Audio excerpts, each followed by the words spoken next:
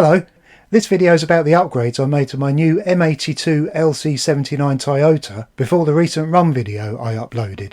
Unfortunately, I kept forgetting to take photos when I was working on it, so I've used some stock images of the M82 along with the photos that I did remember to take. This is my photo of the box when I received it. It was a bit beat up because it was packed and then delivered across the world to England in a plastic bag. Thankfully nothing was damaged. The M82 has a really nice detailed body which is ABS plastic, and there's a choice of two colours. I bought the one MN describes as yellow white and the other option is deep red.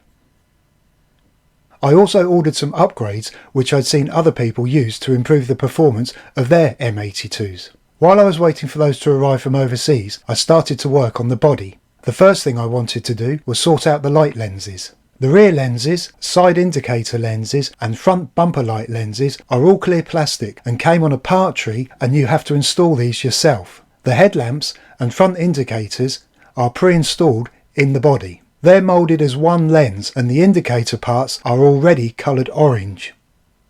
But on mine they were very pale, so I took the body off the chassis and masked them off.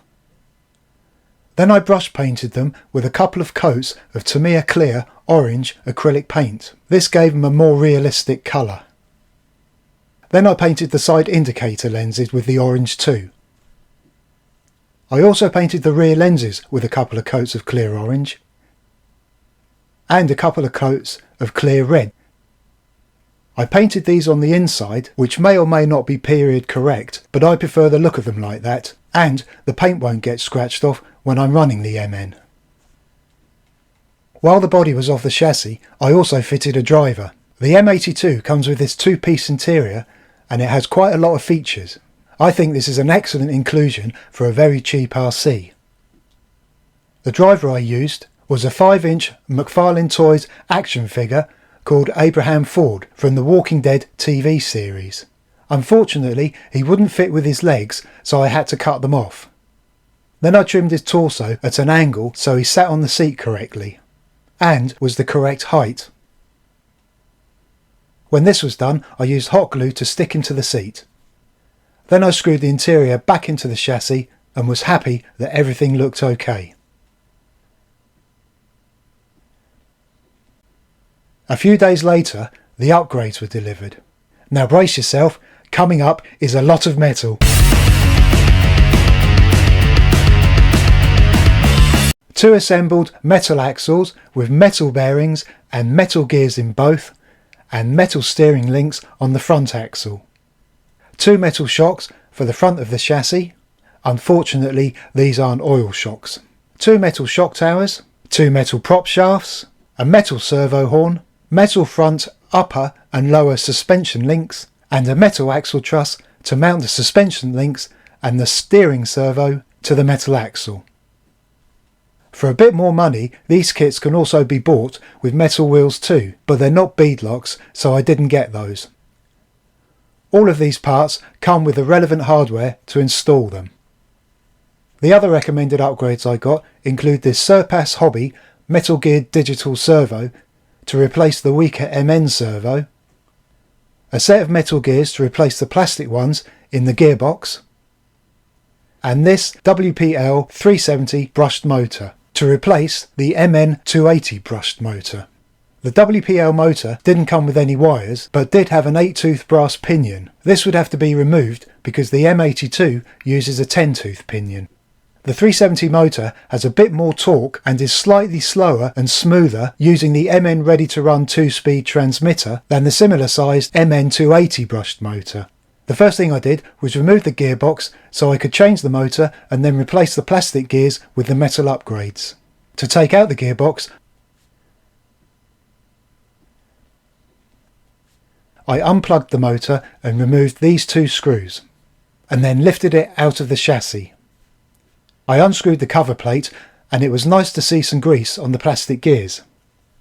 I removed these so I could take out the two screws holding in the motor. Before I could fit the new 370 motor, there were a few things that I needed to do. The first was to fit this new metal adapter plate to the 370 motor. The plate also came with a new 10-tooth metal pinion gear. This meant I could leave the original metal pinion gear on the MN280 motor in case I needed to refit it in the future. I needed the adapter plate because the mounting holes in the 370 motor are slightly wider apart than the holes in the original MN270 motor, so I couldn't reuse the MN motor plate.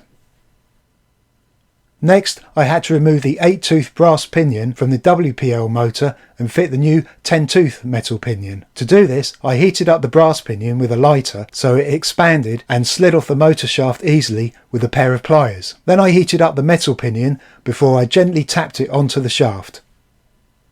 The next thing to do was carefully remove these two knobs of plastic from the gearbox case with a craft knife. I had to do this because they were too close together for the holes in the new adapter plate to fit over, which meant it wouldn't sit flush with the case. It needed to do this so the pinion gear would be far enough inside the gearbox to line up and mesh with the spur gear. Now that was done, I screwed the motor into place through the preset holes using the new screws. Then I greased each of the new metal gears before installing them into the gearbox and putting the cover plate back on. Next I had to desolder the noise suppressor and the wires from the MN280 motor and solder them onto the WPL 370 motor. Now this was all done, I installed it back into the chassis and tested it.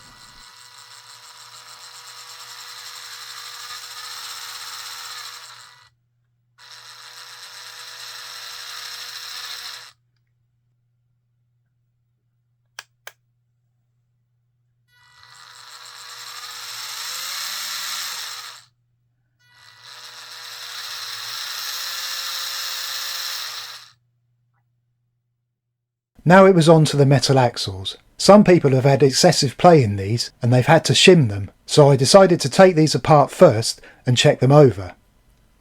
I started with the rear one and there was grease on the gears and all the metal bearings were sat correctly and there was minimal play, and this was the same with the front one too. A few runs would tell if I was wrong about this, but I did oil the bearings and put some more grease on the diff gears before I reassembled them. Now they were ready to fit into the chassis and I started at the back. I took these screws out to remove the plastic axle. Then I removed the plastic and metal leaf springs. I did this to do what's called the leaf spring mod. The plastic leaf springs sit lower than the metal ones when they're in place, and this doesn't look very good. So a simple way to fix it is to slide some heat shrink over the springs which would hold them together. I have a cheap selection box of different diameter heat shrink and had some that was just the right size so I didn't have to heat it to keep the springs together. This was fortunate because I was a bit concerned about using heat near the plastic springs. I put the rear axle and suspension back on the chassis and installed the new metal prop shafts. I replaced the supplied 3mm grub screws with these longer 5mm stainless steel grub screws, screwing them in with a small drop of blue thread lock. I did this because I've rounded the heads off of several grub screws in the past, trying to undo them when they've been screwed in too tight or they've had too much thread lock on them.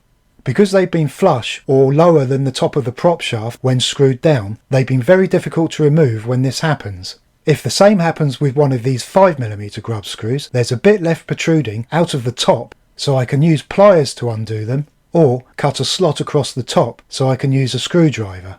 I've changed the grub screws on a lot of my RCs and I've had no problems with them getting caught on anything when I've run them. Now it was time to fit the new metal front axle.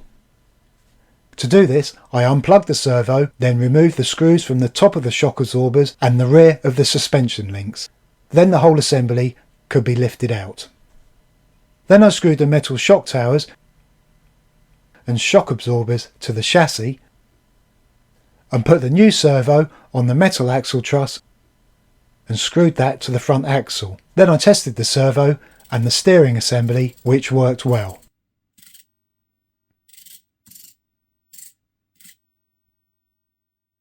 Next I put the front metal suspension links on the axle truss and installed the front axle assembly back into the chassis and fitted the front metal prop shaft using some more 5mm stainless steel grub screws with a small drop of blue thread lock.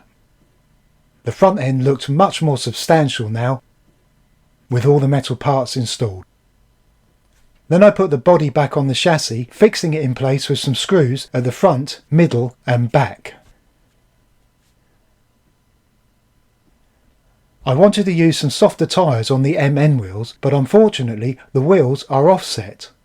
The diameter of the wheel rim at the front is 37mm, and the diameter of the rim at the back is 41mm, so the tyres I had in mind wouldn't sit correctly.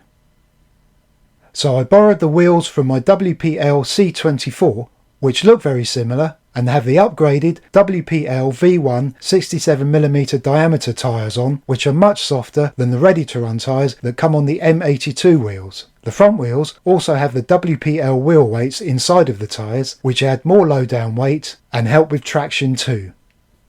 So now it was ready for a test run, which some of you have may already seen. For those of you who haven't seen the video, the link to it is in the description box below. Thank you very much for watching.